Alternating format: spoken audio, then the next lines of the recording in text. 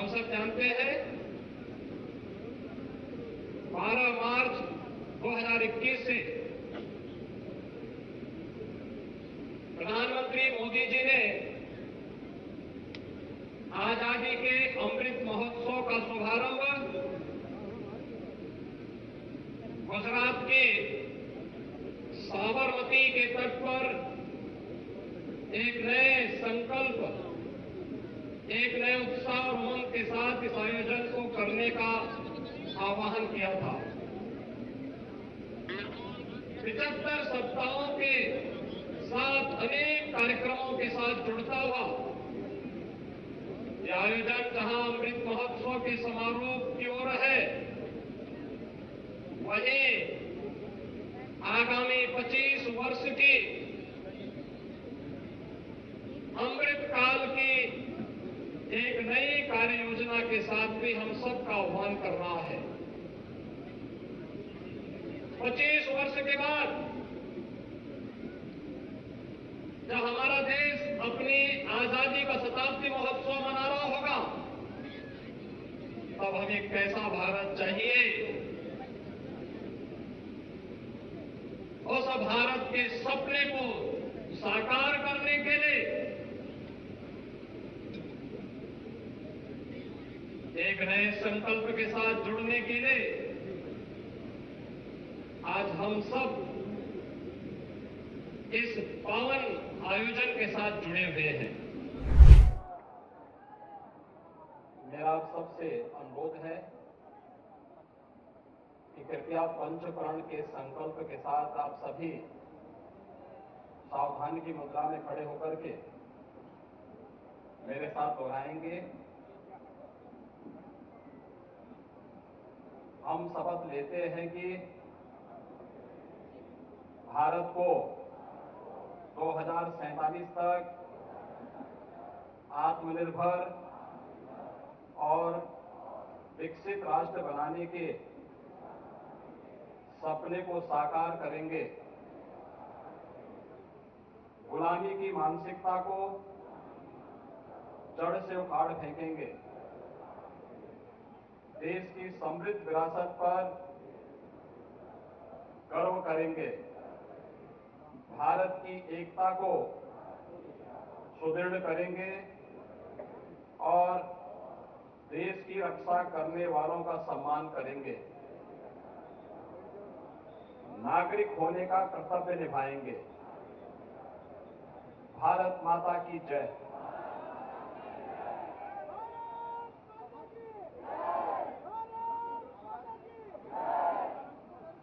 देश की स्वाधीनता के आज के इस समारोह में मंच पर उपस्थित माननीय सभापति विधान परिषद कुंवर मानवेंद्र प्रताप सिंह जी, प्रदेश सरकार में उप मुख्यमंत्री श्री ब्रजेश पाठक जी,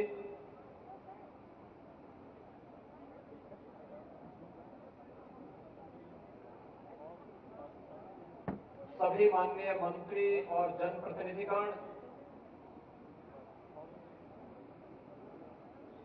प्रदेश के मुख्य सचिव श्री दुर्गा शंकर मिश्र जी, पुलिस महानिदेशक श्री विजय कुमार जी, सेना, अर्धसेना, प्रशासन और पुलिस के सभी वरिष्ठ अधिकारीगण,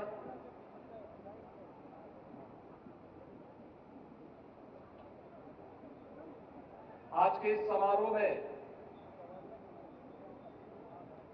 भारत माता के उन महान सपूतों के परिजन जिन्होंने अपने आप को देश की आजादी या स्वतंत्र भारत की सीमाओं की रक्षा करते हुए अपने आप को बलिदान किया, उन वीर परिवारों के सभी सम्मानित सदस्यगण, उपस्थित उत्तर प्रदेश के मेरे समस्त भाइयों और बहनों, अमृत काल की इस पावन बेला में देश की आजादी के 77वें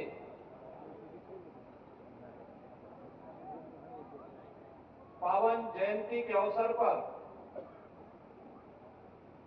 मैं पूरे प्रदेशवासियों को हृदय से बधाई देता हूं।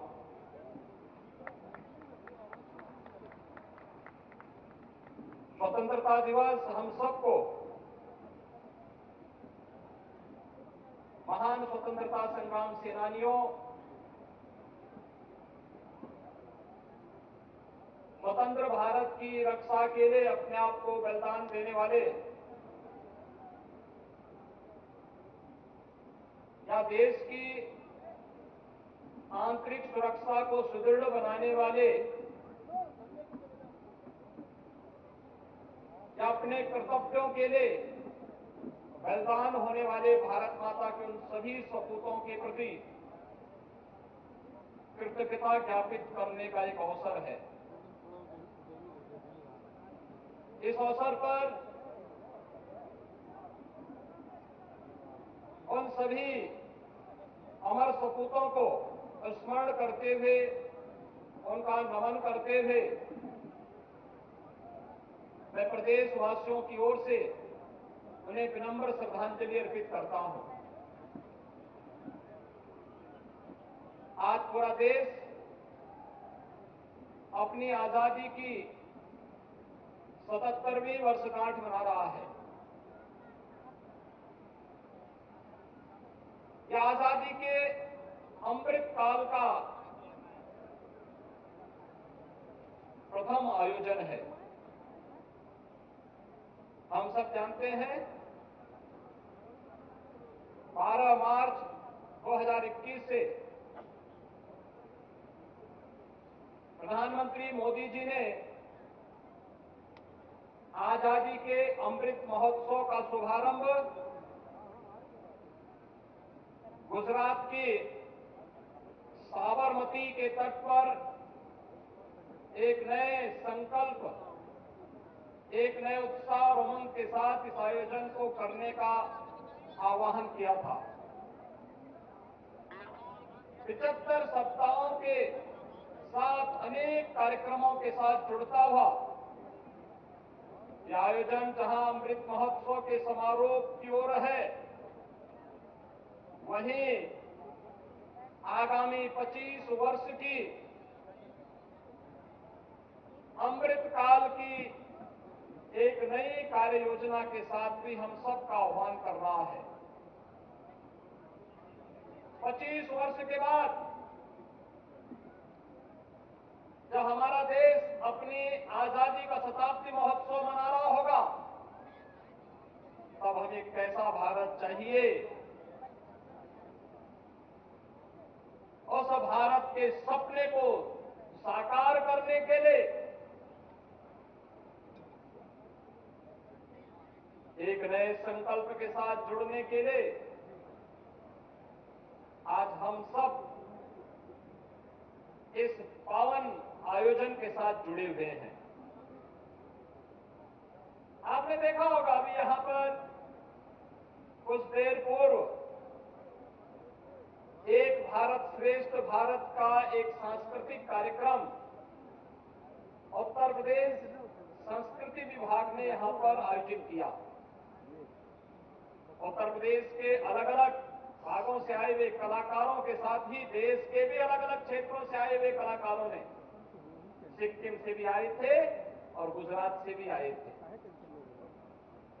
इन कलाकारों ने एक भारत श्रेष्ठ भारत के प्रधानमंत्री जी के संकल्प के साथ जुड़ते हुए जो एक लघु झांकी हम सबके सामने प्रस्तुत की, उसे वास्तविक व्यवहारिक धरातल पर उतारने के इस कार्यक्रम के साथ हम सबको जुड़ना होगा। इसके लिए पंचप्रण का यह संकल्प, जिस पंचप्रण के संकल्प के साथ भारत माता के महान सपूतों ने अपने आप को बलिदान किया था, उन वीर परिवारों को भी आपने देखा होगा मंच पे सम्मानित किया गया। देश के अंदर अलग अलग युद्धों में देश की सुरक्षा के लिए अपना बलिदान करने वाले उन परिवार के या उन जवानों को सम्मान अभी यहां पर किया गया। और ये सम्मान आज पूरे देश के अंदर हर एक समारोह में हो रहे हैं। उत्तर प्रदेश के सभी 75 जनपदों में, सभी 58,000 ग्राम पंचायतों में, सभी 762 नगर निकायों में ये आयोजन उसी रूप में संपन्न हो रहे हैं। हर व्यक्ति के मन में इस बात की अनुभूति होनी चाहिए कि मैंने अपने कर्तव्यों का निर्वहन किया तो मेरी वर्तमान और भावी पीढ़ी मुझे सम्मानित करेगी।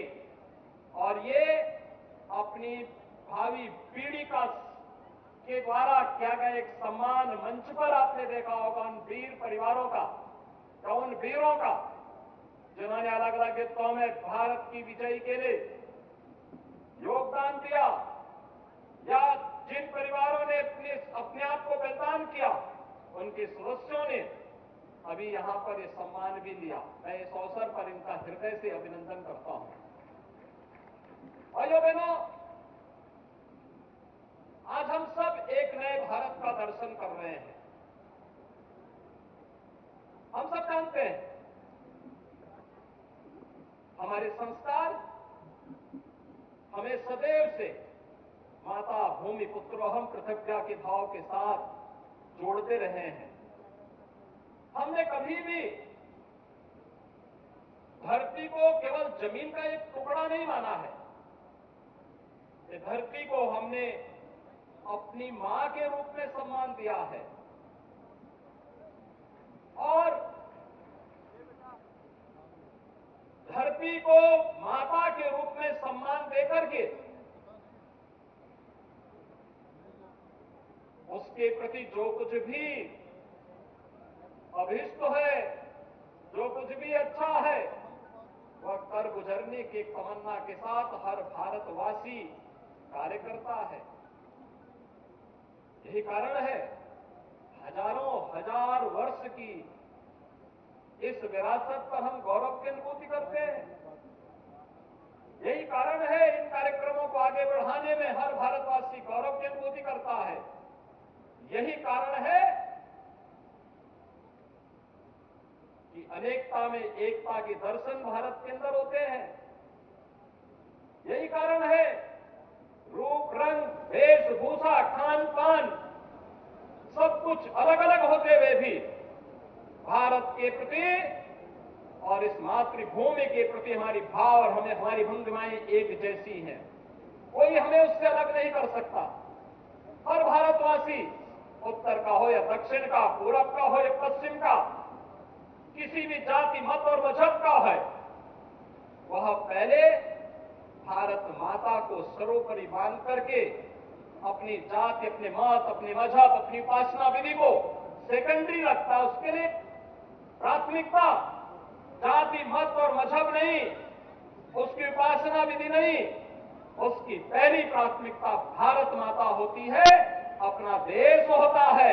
और जब इस भाव के साथ पूरे भारतवासी कार्य करते हैं तो याद करिए कि तमिलनाडु का मैं भी जन्मा एक जवान भारत की उत्तर की सीमा की रक्षा करते हुए अपने आप को बलिदान होने पर गौरव की अनुभूति करता है कि मैं मातृभूमि के लिए अपने इस ऋण को चुकाने के लिए अपने आप को समर्पित होऊंगा। या फिर जब देश के अंदर किसी भी कोने में कभी कोई उपद्रव खड़ा हुआ हो तो भारत के किसी भी कोने के जवान की जब वहां जिम्मेदारी दी गई, कोई ड्यूटी लगाई गई, उसने अपने आप को बलिदान होने में कोई संकोच नहीं किया। लेकिन उपद्रव को भारत की धरती से पूरी तरह समाप्त करेंगे, इस संकल्प के साथ वो जुड़ा है। ये भाव, ये भंगिमा हर जगह, हर अवसर पर हम सबको देखने को मिलती है। यही कारण है हजारों वर्ष पहले केरल में जन्मा एक सन्यासी आदि शंकर के रूप में भारत के 4 कोनों में 4 पीठों की स्थापना कर पाया। ये भारत की उस सांस्कृतिक एकता के दर्शन हम सबको कराता है जिसके बारे में प्रधानमंत्री जी ने कहा, विरासत पर गौरव की अनुभूति। विरासत विरासत की रक्षा करना हर भारतीय का दायित्व है। हर भारतवासी जब अपनी विरासत पर गौरव की अनुभूति करेगा, इन पंच प्रणों के साथ जुड़ेगा कि मुझे विकसित भारत का निर्माण करना है, गुलामी के अंशों से सर्वथा मुक्ति दिलानी है, एक बार एकीकरण के लिए कार्य करना है, लेकिन इन सब की सबसे अंतर्निहित ताकत है, वह है नागरिक कर्तव्य। तो व्यक्ति जिस क्षेत्र में है, अगर वह अपने दायित्वों का ईमानदारी पूर्वक निर्वहन कर रहा है, इसका मतलब है कि वह व्यक्ति अपने क्षेत्र में जो सर्वश्रेष्ठ है वह करने का प्रयास कर रहा है। और हम लोगों ने देखा होगा, लगातार भारत आज एक नए भारत के दर्शन के रूप में हम सबको आगे बढ़ा रहा है। देश अपनी आजादी का अमृत महोत्सव के प्रथम अमृत काल के प्रथम वर्ष में प्रवेश किया। अब भारत दुनिया की 5वीं बड़ी अर्थव्यवस्था बनता है। तब भारत G20 के उन 20 देशों के समूह की अध्यक्षता कर रहा है, जिनके बारे में कहा जाता है G20 के देश दुनिया की 65% आबादी जहां निवास करती है, दुनिया के 80% संसाधनों पर जिनका एकाधिकार है, दुनिया के 85% जीडीपी पर जिनका अधिकार है और 90% से अधिक पेटेंट पर जिन देशों का अधिकार है, वह है G20 के समूह देश। दुनिया का हर विकसित देश इस G20 के साथ जुड़ा है, इस समूह के साथ जुड़ा है। और ये हम भारतवासी के लिए गौरव की अनुभूति है, करने का अवसर है कि वर्तमान में आजादी के अमृत काल के प्रथम वर्ष में भारत G20 के समूह देशों की अध्यक्षता प्रधानमंत्री मोदी जी के नेतृत्व में कर रहा है और पूरे देश के अंदर अलग अलग समूह के अलग अलग समिट आयोजित हो रहे हैं।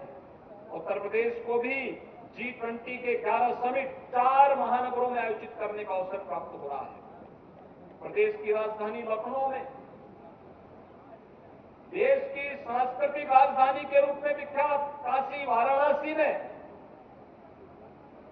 आगरा और गौतम बुद्ध नगर जनपद में, ये 4 महत्वपूर्ण महानगरों में G20 के 11 समिट आयोजित हो रहे हैं। अलग अलग समय में ये आयोजित हुए हैं। भारत को वैश्विक मंच पर अपनी प्रतिभा को बिखेरने, प्रस्तुत करने का एक अवसर है। ये नया भारत हम सबको इस दिशा में आगे बढ़ने के लिए प्रेरित कर रहा है। भाइयों बहनों, हम सब ने इस बात को देखा है। पिछले 9 वर्ष में भारत में जो यात्रा प्रारंभ की है, वह सचमुच हर भारतवासी को विकसित भारत के संकल्प के साथ जोड़ता है। और भारत की जो शानदार यात्रा 9 वर्षों की है, चाहे वह इंफ्रास्ट्रक्चर के क्षेत्र में हो, आंतरिक और बाह्य सुरक्षा के मोर्चे पर हो, विरासत पर गौरव की अनुभूति करने वाला क्षेत्र हो, या देश के अंदर गरीब कल्याणकारी कार्यक्रमों को आगे बढ़ाने का कार्य हो, अलग अलग क्षेत्र में जो भूतपूर्व प्रगति भारत ने की है, इस प्रगति को वास्तव में एक विकसित भारत के अनुरूप प्रगति के रूप में आगे बढ़ाने के लिए जिस राज्य की सर्वाधिक भूमिका हो सकती है, हमें गौरव की अनुभूति करनी चाहिए। उस राज्य उत्तर प्रदेश के हम सब वासी हैं और हम भी भारत को दुनिया की एक महाशक्ति के रूप में स्थापित करने के लिए अपने स्तर पर प्रयास कर पा रहे हैं। पिछले 6 वर्ष के अंदर उत्तर प्रदेश ने प्रधानमंत्री मोदी जी के नेतृत्व में जिस यात्रा को प्रारंभ किया है, वह पूरे प्रदेशवासियों के सामने है। हर प्रदेशवासी आज इस बात को जानता है, आज हमारे सामने पहचान का संकट नहीं है। पहचान का संकट हमारे सामने नहीं है। आज उत्तर प्रदेश का नागरिक जहां कहीं जाएगा, देश की भावनाओं के अनुरूप जो पहचान उत्तर प्रदेश के नागरिकों की होनी चाहिए थी, उत्तर प्रदेश वासियों की होनी चाहिए थी, उस पहचान के लिए जिसके लिए मोहताज होना पड़ा था, आज उससे उभर करके हम लोग भी कह सकते हैं कि हम भारत के नागरिक हैं और हम उत्तर प्रदेश के वासी हैं।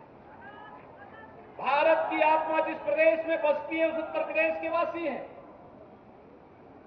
इसके लिए परिश्रम करना पड़ता है, परिश्रम की एक नई पराकाष्ठा के साथ आगे बढ़ना पड़ता है, ईमानदारी के साथ प्रक्रियाओं को जोड़ने का एक कार्यक्रम आगे बढ़ाया जाता है और उसी का परिणाम हम सबके सामने आज देखने को मिलता है। आज प्रदेश में कानून और व्यवस्था की बेहतर स्थिति, सुरक्षा का एक बेहतर वातावरण उत्तर प्रदेश के परसेप्शन को आगे बढ़ाया है। उत्तर प्रदेश को सुरक्षा के इस बेहतर माहौल को देने वाले जिन वीरों ने, पुलिस के जवानों ने अपना योगदान दिया, बहुत सारे जवान शहीद हुए, उन्होंने बलिदान दिया, अपने आप का बलिदान दे दिया, लेकिन उत्तर प्रदेश की सुरक्षा और उत्तर प्रदेश की कानून व्यवस्था के साथ खिलवाड़ करने की इजाजत किसी को नहीं देंगे। इस संकल्प के साथ मैं उन सभी वीर जवानों को इस अवसर पर प्रदेशवासियों की ओर से नमन करते हुए अपनी विनम्र श्रद्धांजलि अर्पित करता हूं। उत्तर प्रदेश सुरक्षा और बेहतर कानून व्यवस्था का प्रदेश बनने के कारण आज निवेश के एक बेहतरीन गंतव्य के रूप में भी स्थापित हुआ है। आपने देखा होगा इस वर्ष हम लोगों ने प्रदेश के अंदर फरवरी में 10 से 12 फरवरी के बीच में ग्लोबल इन्वेस्टर समिट का आयोजन किया था। जिस उत्तर प्रदेश में लोग आना नहीं चाहते थे, इस उत्तर प्रदेश के बारे में मान्यता थी कि यहाँ लोगों में विकास की कोई सोच नहीं, उसी उत्तर प्रदेश में एक नहीं, दो नहीं, बल्कि अब 36 लाख करोड़ रुपए के निवेश के प्रस्ताव प्राप्त होते हैं। भाइयों बहनों, 36 लाख करोड़ का मतलब जमीनी धरातल पर जब निवेश नीचे उतरेगा, 1 करोड़ नौजवानों को नौकरी की गारंटी देगा, 1 करोड़ नौजवानों के लिए नौकरी और रोजगार की गारंटी देने वाला होगा। इसके लिए उत्तर प्रदेश सरकार ने तमाम कार्यक्रम आगे बढ़ाए।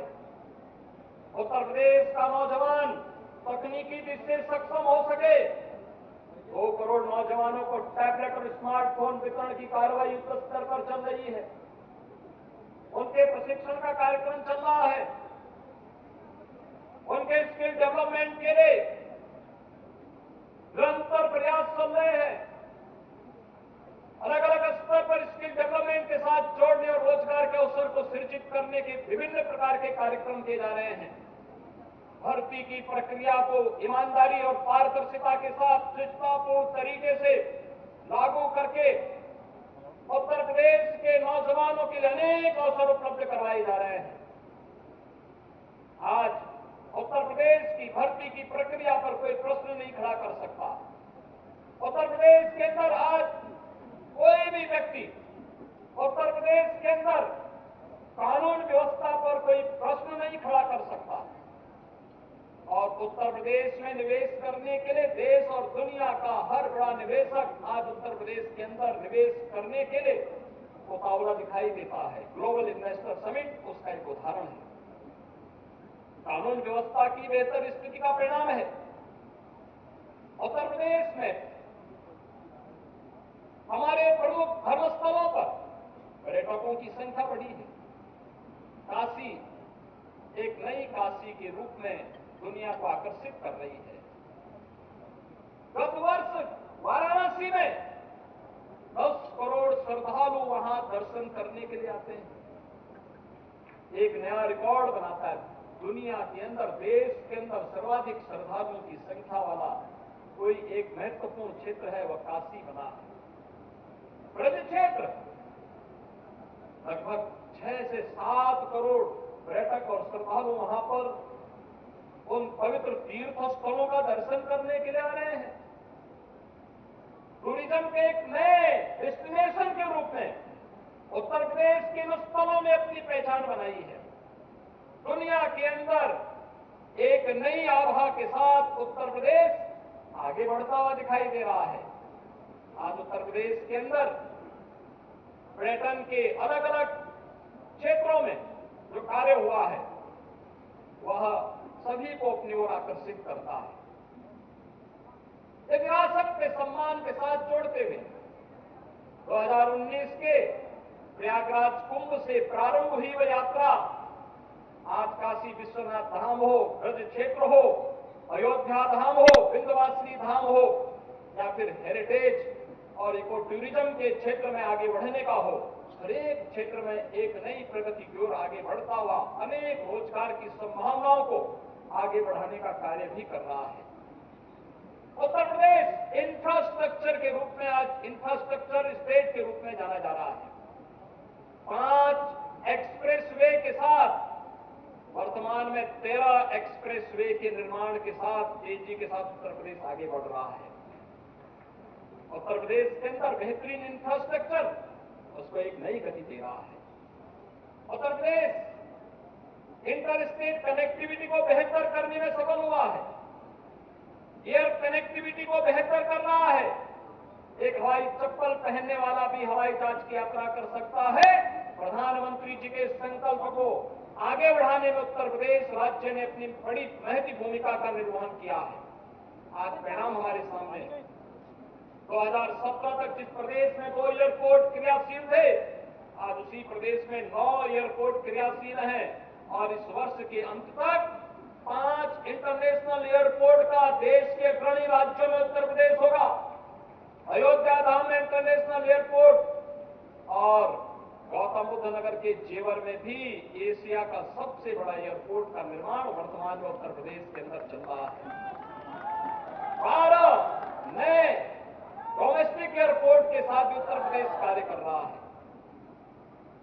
उत्तर प्रदेश के बारे में कहा जाता था कि लैंडलॉक्ड स्टेट है, जलमार्ग यहां पे कोई कार्य नहीं कर पाएगा, लेकिन भारत सरकार के साथ मिलकर के लैंड वाटरवे देश का नंबर 1 वाटरवे वाराणसी हल्दिया के बीच में प्रारंभ हो चुका है और उत्तर प्रदेश सरकार ने वाटरवे की इन संभावनाओं को आगे बढ़ाते हुए प्रदेश के अंदर इनलैंड वाटरवे अथॉरिटी के गठन की प्रक्रिया को आगे बढ़ाया है। हम हर उस नदी के अंदर जहां पर चाहे उसे नदियों को चैनलाइज करना हो या ड्रेजिंग के माध्यम से जल मार्गों की सुविधा को विकसित करना हो, हम इस पर पूरी तत्परता के साथ कार्य करते हुए भारत सरकार के साथ कदम से कदम मिलाकर के इस कार्यक्रम को आगे बढ़ाने का कार्य करेंगे। भाइयों बहनों, उत्तर प्रदेश अपनी कृषि बाहुल्यता के लिए जाना जाता है। उत्तर प्रदेश के अंदर सर्वाधिक रोजगार देने वाला सेक्टर था, नंबर 1 पर कृषि था, लेकिन उपेक्षा के कारण धीरे धीरे करके अपनी पटरी से उतर चुका था। लोग पलायन कर रहे थे। पिछले 9 वर्ष के अंदर सॉयल हेल्थ कार्ड की व्यवस्था रही हो, प्रधानमंत्री फसल बीमा योजना, प्रधानमंत्री कृषि सिंचाई योजना, इन सभी योजनाओं को लागू करने का कार्य रहा हो, या 2017 के बाद सरकार गठन होने के बाद प्रदेश सरकार के द्वारा अन्नदाता किसानों के लिए प्रोक्योरमेंट की नीति को लागू करने, एमएसपी का लागत का 1.5 गुना दाम अपने अन्नदाता किसानों को देने का कार्य रहा हो, या फिर फसलों के विविधीकरण के कार्यक्रम को आगे बढ़ाने का कार्य। प्रधानमंत्री किसान सम्मान निधि में अकेले उत्तर प्रदेश के अंदर 2 करोड़ 61 लाख अन्नदाता किसान इस सुविधा का लाभ प्राप्त कर रहे हैं और गत 3 वर्ष के दौरान उत्तर प्रदेश के 2 करोड़ 61 लाख किसानों के खाते में 59,000 करोड़ रुपए से अधिक की राशि डीबीटी के माध्यम से प्रधानमंत्री मोदी जी के द्वारा उपलब्ध करवाया गया। उत्तर प्रदेश अपने अन्नदाता किसानों की समृद्धि के लिए, उनकी खुशहाली के लिए कार्य कर रहा है। प्रधानमंत्री किसान कृषि सिंचाई योजना के माध्यम से अब तक 23 लाख हेक्टेयर भूमि को अतिरिक्त सिंचन की सुविधा उपलब्ध कराई जा चुकी है। लगातार सरकार इस पर कार्य कर रही है। ग्रामीण क्षेत्र में विद्युत की आपूर्ति को तेजी के साथ आगे बढ़ाया गया है। और जो सेक्टर माना जाता था कि क्या होगा, कैसे होगा, आज इससे उभर करके कैसे समृद्धिशाली किसान बन सकता है, इस परिकल्पना को भी साकार किया गया है। जिसका साक्षात रूप आज देखने को मिल सकता है। जब किसान हंसता है, उसके चेहरे की खुशहाली देखते हुए बनती है। और आज हम इस बात को कह सकते हैं कि उत्तर प्रदेश के अंदर जो अनेक कार्यक्रम चले हैं, इन कार्यक्रमों ने खेती से प्लान कर रहे किसानों को फिर से खेती बाड़ी के साथ जोड़ने की कार्रवाई को तेजी के साथ आगे बढ़ाया है। आज प्रदेश इस दिशा में कार्य कर रहा है और राज्य सरकार ने तय किया है कि जो लगभग 14 लाख निजी ट्यूबवेल है, गत वर्ष हमारी सरकार ने अन्नदाता किसानों की सुविधा के लिए इन 14 लाख निजी नलकूप संचालित करने वाले किसानों को विद्युत बिल में 50% की छूट उपलब्ध करवाई थी। फीडर सेपरेशन की कार्रवाई चल रही है। सरकार बहुत शीघ्र अपने अन्नदाता किसान को फ्री में विद्युत की आपूर्ति निजी ट्यूबवेल को उपलब्ध करवाने के कार्यक्रम को भी आगे बढ़ाने जा रही है। ये युद्ध स्तर पर आगे बढ़ रहा है। बेटी बचाओ बेटी पढ़ाओ के कार्यक्रम को प्रभावी ढंग से आपको लागू करने का कार्य आज प्रदेश के अंदर देखने को मिल रहा है। चाहे वह बेसिक एजुकेशन में हर विद्यार्थी को 1,91,00,000 बच्चों को जो बेसिक शिक्षा परिषद से संबद्ध या बेसिक शिक्षा परिषद के स्कूलों में अध्ययन कर रहे हैं, उन्हें uniform, 2 uniform, bag, books, shoes, socks, sweater ये सभी उपलब्ध करवाने के साथ विगत 6 वर्ष के अंदर लगभग 60 लाख विद्यार्थियों की संख्या बेसिक शिक्षा परिषद के स्कूलों में बढ़ी है। आज वहां पे ऑपरेशन कायाकल्प का कार्य हो या स्मार्ट क्लास, टॉयलेट और पेयजल की विशुद्ध यानी शुद्ध उपलब्धता, ये सभी कार्यक्रम युद्ध स्तर पर आगे बढ़ रहे हैं। और श्रमिकों के बच्चों के लिए भी अटल आवासीय विद्यालय इसी सत्र में प्रारंभ होने जा रहे हैं। एक श्रमिक का बेटा भी अत्याधुनिक शिक्षा अर्जित करेगा। यह अब कल्पना नहीं बल्कि साकार होने जा रहा है। 18 अटल आवासीय विद्यालय रजिस्टर्ड श्रमिकों के बच्चों के लिए। और कोविड कालखंड में जिन बच्चों ने अपने अभिभावकों को खोया है, माता पिता को खोया है, मुख्यमंत्री बाल सेवा योजना के साथ जुड़े हुए बच्चों को भी हम लोग इन विद्यालयों में प्रवेश के साथ जोड़ने जा रहे हैं।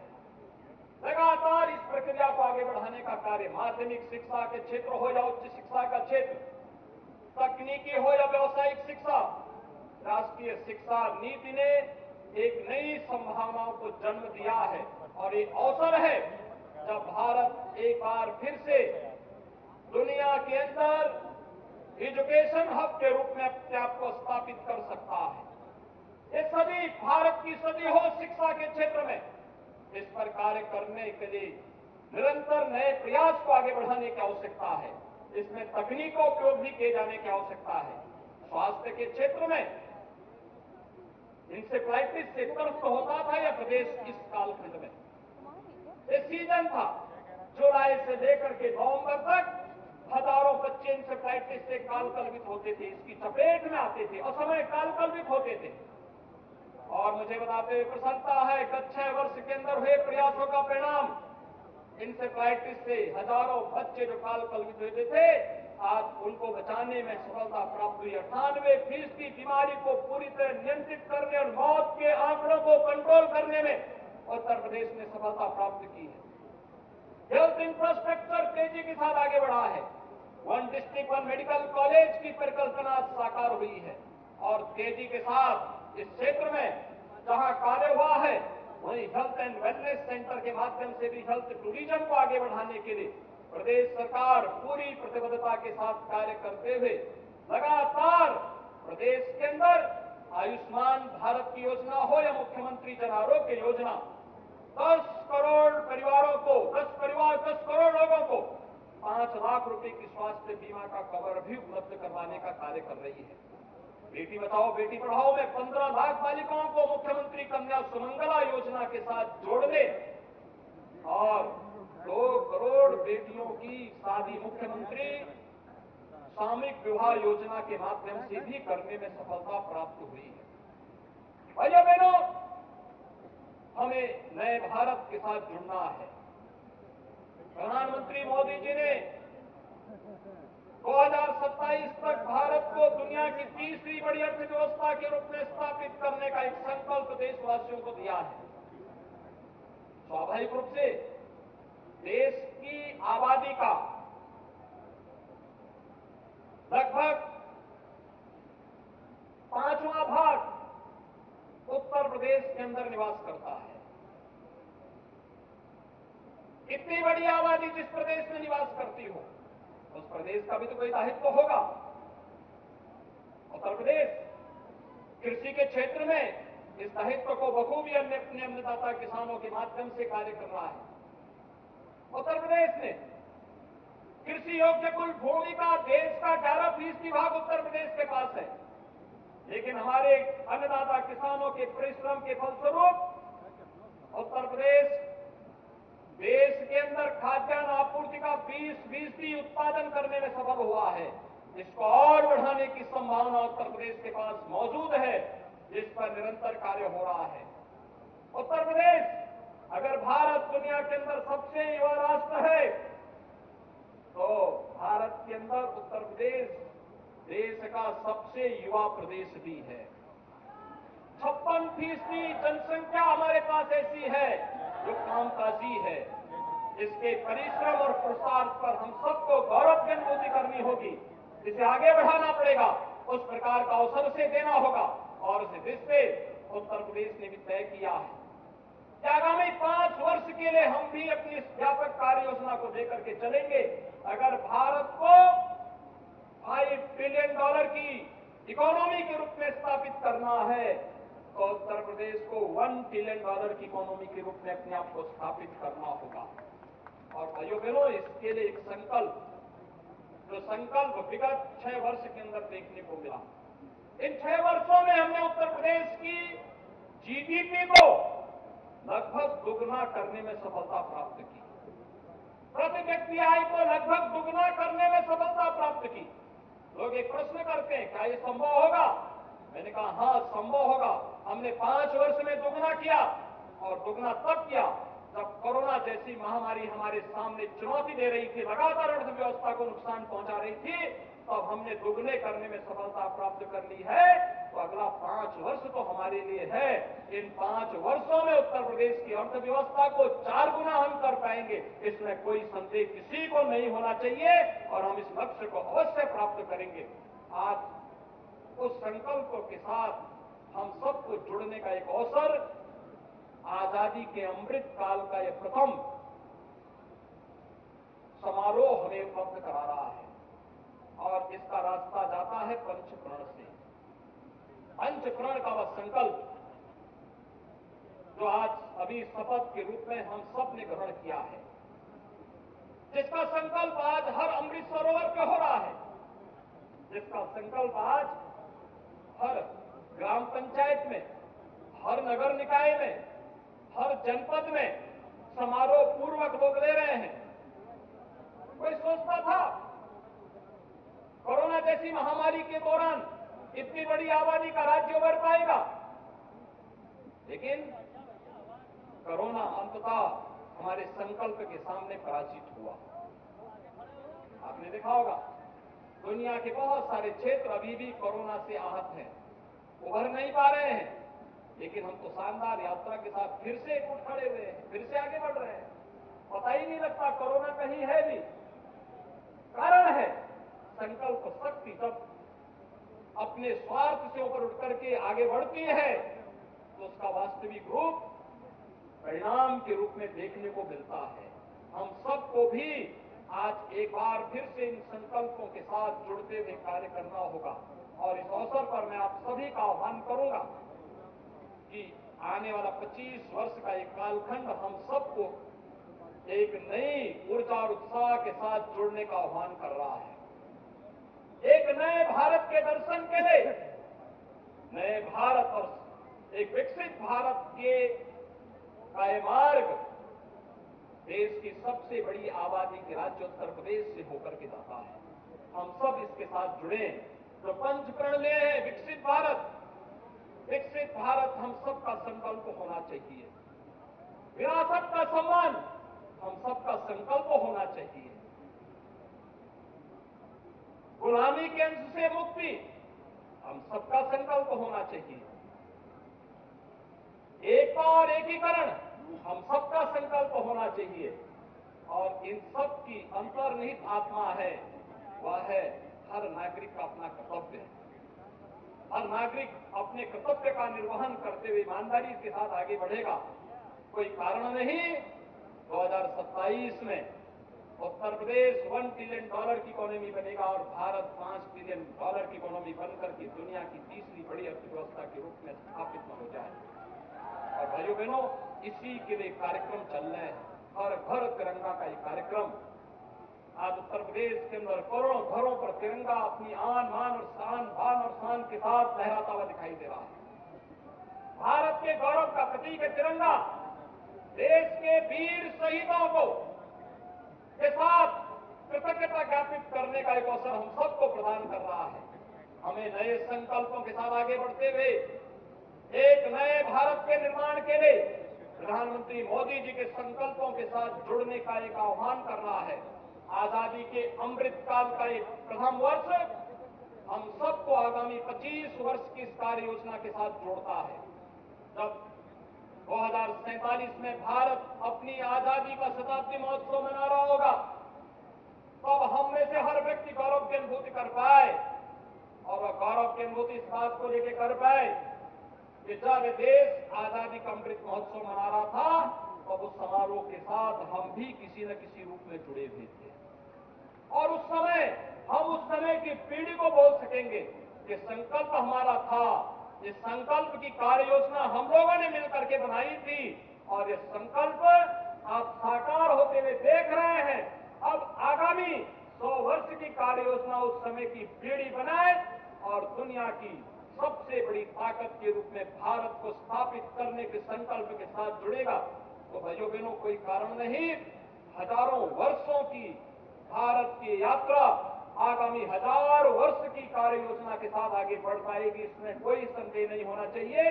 आज के इस अवसर पर मैं एक बार फिर से भारत माता के उन महान सपूतों को, जिन्होंने अपने आप को भारत की सुरक्षा के लिए, भारत की समृद्धि के लिए कर्तव्य के पथ पर अडिग होकर के कार्य करते हुए समर्पित किया, बलिदान दिया, उन सब की स्मृतियों को नमन करते हुए विनम्र श्रद्धांजलि अर्पित करता हूं। प्रदेशवासियों का आह्वान करता हूं कि हम लोग अमृत काल के इस प्रथम वर्ष के संकल्प के साथ जुड़ करके एक समृद्ध और सुरक्षित उत्तर प्रदेश के निर्माण में अपना योगदान देंगे। आप सबको मैं एक बार फिर से अमृत काल की इस बेला में स्वाधीनता दिवस के इस पावन अवसर पर हृदय से बधाई और शुभकामनाएं देता हूं। धन्यवाद। जय हिंद।